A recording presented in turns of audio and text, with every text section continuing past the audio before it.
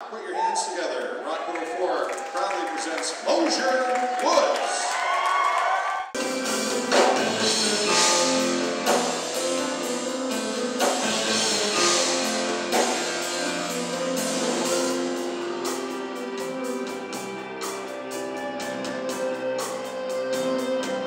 My name is Rick Guinea. I play the drums.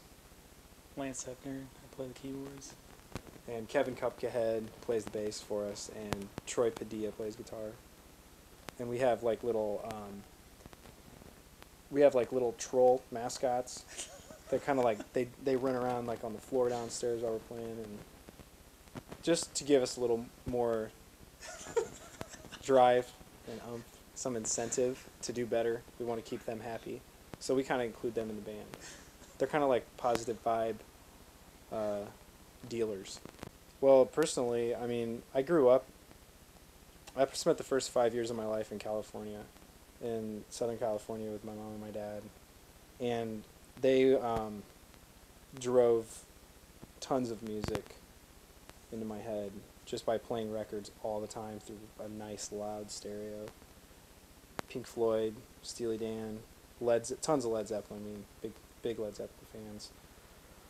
Jimi Hendrix, Janis Joplin, all that music that I grew up with. When I was really young, they say the first couple years of your life are the most influential, and I have to agree because like I remember I was playing on pots and pans when I was like 5, you know, and eventually I built a big huge drum set out of buckets, like plastic buckets, and I'd cut out the bottom end of it and I'd stretch packing tape over it one way and I'd stretch it the other way and make a drum head because I couldn't afford drums when I was 7, you know. So I was like, made this massive bucket drum set, and eventually my parents realized they should probably buy me a drum set. So they did. My dad bought me a really nice Gretsch 4-piece drum set when I was 8 years old, I think, from his buddy. And we went over to his house, and it was like the first time I got to sit down behind a drum set, and I started playing it, you know. And so, I mean, ever since then, I've obviously been playing, but the biggest inspiration for me, I think, was my parents, you know, because they just listened to so much good music all the time, and I'm sure I was getting a lot of that when I was in my mom's stomach even. I mean, just loud music. You know? So that was my big influence. I would say probably just friends more than anything. Like in high school, like as soon as I could drive, like I never really even thought about even being in a band. I would just go to every show that I could, even if it was terrible, just to see music. But our old guitar player started playing with Rick, and he kind of got me to sing for them, and that kind of got me into the whole band thing. And the bass player of that band was kind of bugging me about like, hey, why don't you try to add more stuff, like add an instrument or something. So I started adding the keyboard stuff, and that really got me into that because I picked up on it pretty quick. So I didn't even start playing keyboards until I was 22 in that band, and then kind of just went from there. One of the biggest challenges that we have faced has been not playing like your typical bar butt rock, you know, like cover music.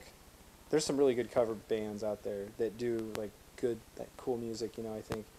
But there's a lot of bands that they pretty much just like make a living off of other people's like sweat, blood, and tears. You know what I'm saying?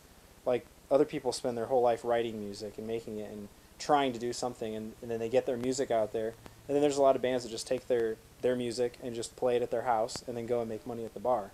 And a lot of bars in this city and, you know, some other cities really want those type of bands because they get people, you know, dancing, and they buy drinks, and they hang out late and stuff, and not everybody likes cerebral instrumental music, you know. So I think one of our biggest challenges has just been, you know, playing the music that we feel, that we love, that just comes from inside of us. It doesn't come, you know, we are influenced by other things, but all this music comes from inside of us, and we don't change what we write or what we play to try and, you know, make it better for the bar or make it better for really anybody else. So that's probably been one of our biggest challenges, is just, you know, not conforming